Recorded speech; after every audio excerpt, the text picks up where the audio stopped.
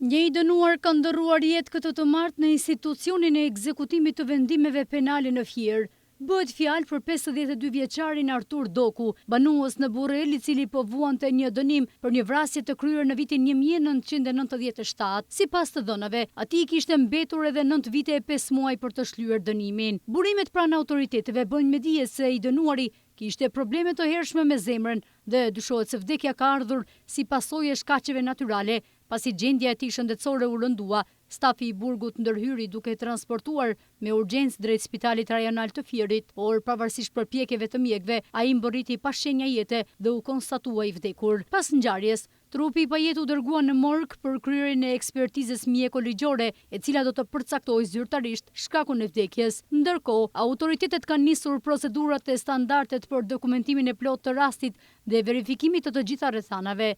Sipas informacioneve paraprake, deri në këtë fazë nuk ka dyshime për veprimtari kriminale apo për përfshirjen e personave të tjerë në ngjarje.